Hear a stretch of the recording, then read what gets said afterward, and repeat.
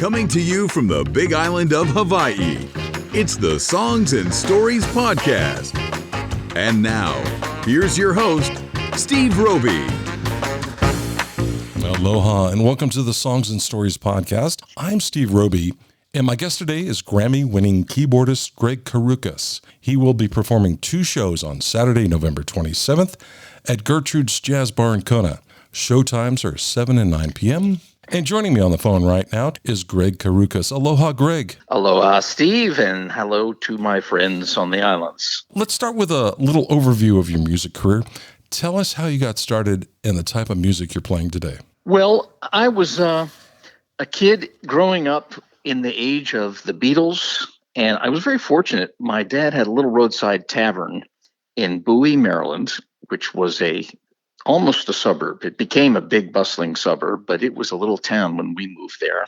And they had a jukebox in the tavern, and we lived right next door. So it was always playing. I was hearing all the music. And the coolest thing was when the guy came to replace the 45s that were in the jukebox with the new hits. He would give us my brothers and I, he would give us the old 45s. So we had just stacks of 45s that we would play. And about that time, I was 6, 7, 8. I pretended to play drums on cardboard boxes. But I started piano lessons because my older brothers started piano lessons and didn't really take too seriously. Certainly, I'm not a classical prodigy, anything like that. But what did happen when I was about 15, I had been playing organ in a little rock band, and I got asked to join the high school stage band, the big band. And I was not even in high school yet, but the piano player was getting ready to graduate. So they needed me to come in as his understudy and learn the ropes. And so that was a fantastic experience because we actually played gigs. We played bowling parties and some weddings and little gigs around town, this 24-piece big band of high school students. And all the money went into the band fund to get us to get the bus, or actually we flew to play at the Mobile Jazz Festival, one of these band competitions. And we did that a bit, and we would go around, and we were actually one of the top bands. We either came in second place or first place whenever we went to a competition. And so that was just a great experience to get introduced to big band jazz. And then what happens when you're in a band with your buddies? One guy, the trumpet player, says, "Man, you ever heard this Miles Davis record?" I go, "Well, I've heard of Miles Davis, but no. So come on over. We'll listen to it." So that is what happened, is kind of old school, turning each other on to albums, listening to them. And my brothers had diverse tastes and had big LP collections, which I was able to listen to all the time. How cool. So, I just got into jazz, and then Frank Zappa. And through Frank Zappa, I got into jazz fusion because he had done a record with Jean-Luc Ponty and George Duke. And I heard George Duke when I was about 16 or 17. And that was a big deal. And so I just got interested in contemporary jazz, and sort of also at the same time went backwards. And I had discovered Chick Corea with his record Light as a Feather, the classic record that has Spain on it. And so I just started listening and got involved in a little original band out of high school. And that turned into a real professional jazz fusion band in Washington, D.C. area. And that was called Tim Ironman and East Coast Offering. And Tim had been the lead alto player of the Air Force Airmen of Note band, which was really an incredible band, big band. And so we started playing a mixture of light jazz and some Crusaders and some Tom Scott. And then I started writing original music for that band. And we were able to get away with a lot of stuff in the lounges around D.C., being sort of a half jazz, half pop. And then it just went on from there. And I was just lucky to pay dues. I paid my share of dues doing dumber gigs like weddings and stuff like that. But I was very fortunate to have this outlet for composing. And that was what I started to do very early on. I knew Herbie Hancock was was a composer, because I knew he had written for horns, and he had written, of course, his albums and fantastic songs made Voyage and Watermelon Man and Tell Me a Bedtime Story, these great songs that he had written that were so diverse. And that kind of became my thing. And so that's kind of where I'm at today, is I try to be diverse. I try to write a lot of music. All my CDs are original. I don't do any covers on my CDs. Cool. So that's kind of gets us to when I decided to move to LA, which was a whole different chapter, if you will. But, Yeah. Well, that fills us in. Yeah. Hey, just as a side note, I don't know if you know it, but we've got the UH Hilo Jazz Orchestra here on the island, and they do an annual tribute to Frank Zappa every year. Well, not during the pandemic, but it's kind of a cool thing that you wouldn't expect on the Big Island out in the middle of the Pacific. And they've been endorsed by the Frank Zappa estate there. So, we've got our cool pockets of music here on the island. That's amazing. I think that's very cool. Yeah. Well, let's get back to your upcoming show at Gertrude's. It's billed as a soul, jazz, and Brazilian party. What can folks look forward to? Well, this is a new challenge that I started about 3 years ago. Very early on, I was exposed to Hammond B3 in my father's restaurant, and his little tavern. They tore the tavern down to build a big shopping center, and he built a restaurant. So it became a much classier joint. He had a guy who played dinner music on Hammond B3, and that was fascinating to me. And I was 15 or 16. Actually, I was younger than that. I was 14. I worked, my first job was being kind of the dishwasher cleanup guy at the restaurant. On Sundays, the restaurant didn't open until 6 or something like that. So in the afternoon, I vacuumed up. And if I got my work done in time, my father, with the approval of the organist, would get the key to the Hammond B3 because it had a lock on it. And I would be able to turn it on and mess around on it. And I didn't really know what I was doing at all, but I had fun playing In-A-Gadda-Da-Vida and a little Evil Ways, kind of trying to play some Santana. Yeah. And it was in the dining room was completely dark, and nobody was in the place except it was just my little hour to mess around. Wow, how cool. So, and over the years, I've always loved Jimmy Smith and, the great organ players. Yeah. And I was able to hear them up close. Our band actually opened up for Jimmy Smith. Whoa. And Tim, the sax player, he actually got hired to play a few nights with Jack McDuff in his horn section. So I went and heard that. But my focus was on multi-keyboards, piano, synthesizers, parts, and all that stuff. So it was only until just very recently that I said, you know what? I think I'd like to work on some organ. The thing about playing organ is that you're holding down the bass with your left hand and your foot pedals. You're creating the groove. You have a lot more say in what the groove is. My history has been playing with rhythm sections that are great, bass players that are great, and I never had to do left-hand bass, not on a little casual gig or anything. Sure. Maybe once. And I knew right away that, wow, I would really have to work on this to do it right.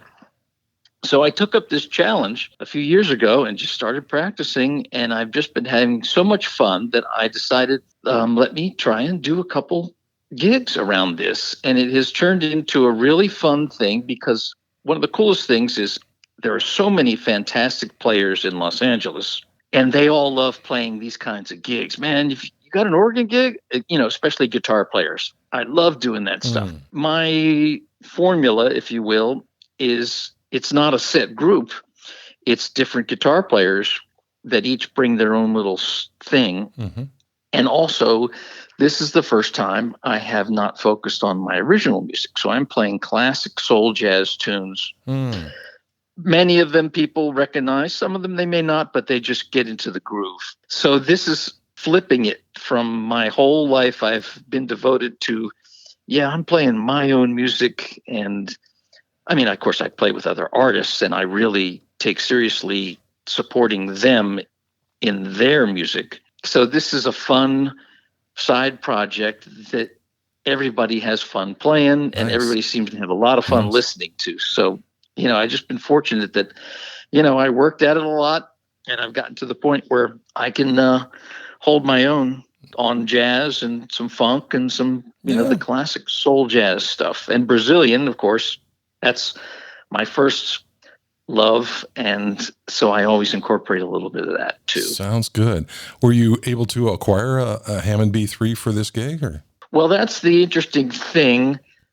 We had this trip to the Big Island planned for a while, and it's a family trip to celebrate the life of our last remaining grandparent. My late wife's father had passed away right before COVID hit, and so we're going to be spreading his ashes somewhere. I'm not going to say where. Sure, of course, yeah.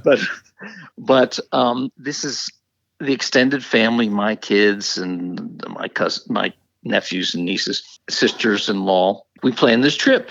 And I knew about Gertrude's because I had another friend, another organ player who had played there a few years ago, Brian Ho. And so I reached out to him and he said, yeah, I did that. That was fun.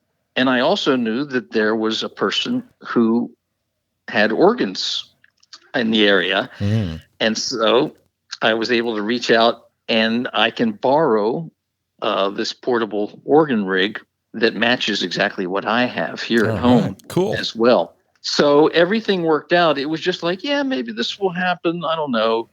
And then everything started to fall into place, and the people at Gertrude's were into it. I found out that my old buddy, Russ McKinnon, great drummer who had played with Tower of Power for years, and Barry Manilow for many, many years, he's an old friend. And I found out that he's living part-time, on the island. And so we got it together and cleared the date. And then I looked just for fun to see what the airfares were like on off days. So not the busy flight days. Peak time, and then I called my buddy Michael O'Neill, who's been playing with guitarist.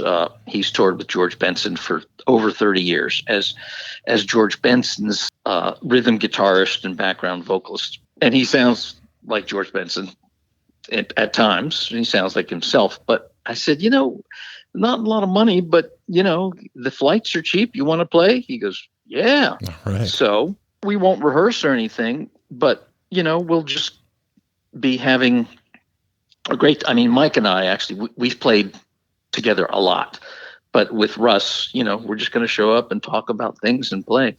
Sounds good. And so, yeah, it all fell into place, and Mike O'Neill gets a little quick vacation out of it.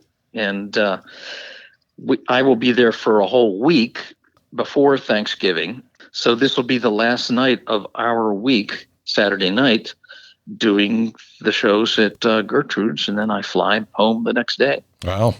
Okay. That's a busy week for you. Yeah, and it's funny, this situation has come up a few times where, you hear about if I'm going to be traveling somewhere to do some shows, there's always an opportunity if there's an off night or something. Maybe there's a place in, a couple hours away from where we're staying that we can fill in a gig.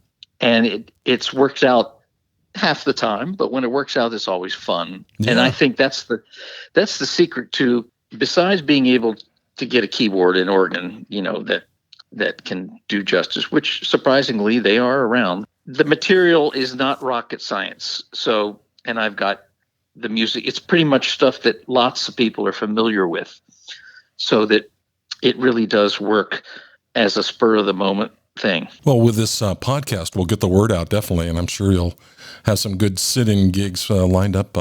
Yeah, well, there you go. There you go. Hey, I'll let you play DJ here and pick one of your songs from your catalog, and you suggested Girl in the Red Dress.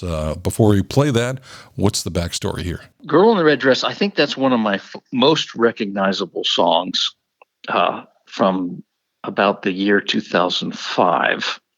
My Looking Up CD, and I play it in every one of my shows. And I just decided, I mentioned earlier that I'm not really trying to do my original songs in the organ group, which I call the GK Soul Jazz Party. But, Mike and I talked and we said, yeah, there's a couple of these songs that we think can lend themselves. So I'm going to work on that and include it in the show along with another soul jazz feeling original. And it just still gets played all over on the radio and people recognize it. So there it is, Girl in the Red Dress. Okay, let's give that a listen to now here on the Songs and Stories podcast.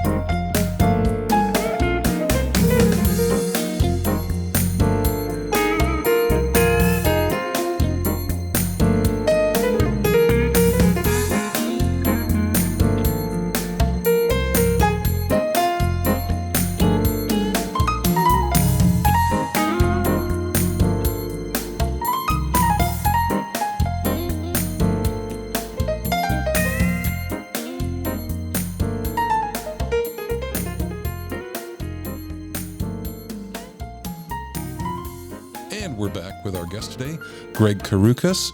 Gregg, how have you made it through the pandemic so far? I know it's not completely over. I hear these just horror stories from musicians of gigs being canceled. Do you kind of sense that we're kind of coming toward the end of that now? It's always nice to have mainland people play the Big Island, so I'm really happy. Yeah, things have opened up a little bit, and I was not rushing to get back out there and get back into airports. I did do a couple of traveling things this summer, just short little 1 or 2 flights, and it was okay. And during pandemic, as much as it is a really total challenge for so many people, I did not have too much of a problem. I was kind of happy to be home. And what happened coincidentally with that is I decided to do another project, another challenge, and that is a solo piano CD that I put out in February of this year called Serenata. And that's another thing I had never done, solo piano. And I just got very inspired thinking back to playing with the Brazilians that I played with and listening to some of these cassettes of some of our live gigs way back in the 90s. And I just sat down at the piano and started remembering some of these songs. And, one thing led to another. And Serenata is half classic Brazilian songs, mostly in a very romantic rubato way. It's not tempo or very super rhythmic. And then half originals, because I got inspired to just play late at night, and couple of the songs were pretty well improvised on the spot, and I just kept them almost exactly like they were. And that really was pretty cool to be able to just say, yeah, I'm going to do a solo piano record with not much of a, I don't ever have a commercial motive for, making CDs like a factory or anything like that. Right. I go the whole other way. I just hang, wait, practice, mess around. And if I come up with a great idea, I'll record it and I'll finish it up, or I'll keep it. And then later I'll come back and sort of really structure it and make it into a song. And then when I've got enough of those, it becomes a CD. So I've had a schedule of, a new CD every 4 years or 5 years, like clockwork. But, that makes it 13 CDs total. Congratulations. No, thanks. Yeah. Well, let's remind everyone about your 2 shows at Gertrude's Jazz Bar in Kona, happening on Saturday, November 27th, just a day or 2 after Thanksgiving. I can't believe it's already here. Marlena at Gertrude's said it's best to reserve your table through Yelp. I did it the other day. It's really easy. Just go on there, type in what show you want to go to, and you're all set. And it's such a great club. If you've never been there before, it's open air. There's fresh air. They practice social distancing so you don't feel too crowded. The food is excellent, or we say here in Hawaii, ono. And it's only a $10 cover charge. So sounds like a fun evening on a Saturday night. Before I let you go, Gregg, where's the best place to find your music on the web? Well, these days, you can find it anywhere from Amazon to iTunes to Spotify. And, of course, the best place if you'd like to get CDs autographed by me personally to you, and also the best way to support artists, is not to just listen on Spotify. Right. It's to go to my website, which is karukas.com. And Karukas. And there you can click and order any one of my CDs, and then I sign them, individually to you. And Then you got the real deal. That's very cool. Have you decided to do any vinyl pressings in the future? Or? I get asked that a lot, and I don't have any immediate plans, but you never know. My next project is something to consider because, it's just very recently that vinyl has made a resurgence, and it's to the point where it's actually the demand is so high that it's very expensive to press LPs. And you need to kind of make a big investment just to get them printed up. Yeah. And then, of course, people sell them for more. But it's a unique thing, and I'll have to think about that for the next one. Yeah, I'm just a vinyl lover, and I love holding a record in my hands with liner notes that I can read, that I don't have to put my big glasses on. So it's kind of a cool format. Yeah. I agree. I mean, that's how I grew up with LPs, and I still have a lot of them. I have all of my Brazilian. I have an incredible Brazilian LP collection. And I just made sure that they were all safe indoors and clean and dry. And there's a lot of work involved with records. Well, yes, and it's just a very interesting thing how the demand has come up for LPs and turntables and all of that. Yeah. It's back. Yeah. Well, Gregg, thank you so much for your time, and we'll look forward to seeing your shows on Saturday, November 27th at Kona, at Gertrude's Jazz Bar in Kona. And safe travels, and best of luck. Thank you very much, Steve. I appreciate it. Meanwhile, if anybody goes to my website and have any tips of cool things to do on the Big Island, you can send me a message to the website. So that's an easy way to do that. And you can also sign up for my newsletter. There's a little box where you put your email in. And I do a newsletter that talks about new projects and tour dates and all of that. Sounds good. Again, thanks, Gregg, and aloha. Aloha, Steve.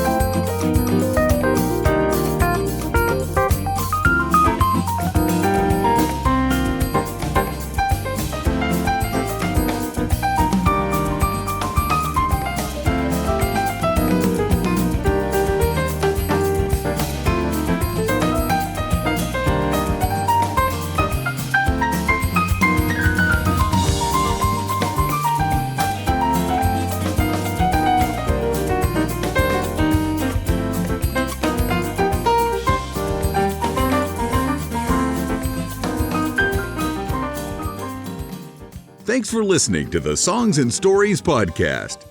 Make sure you never miss a show by clicking the subscribe button now. This podcast is made possible by listeners like you. Thank you for your support. We'll see you next week on Songs and Stories. Aloha.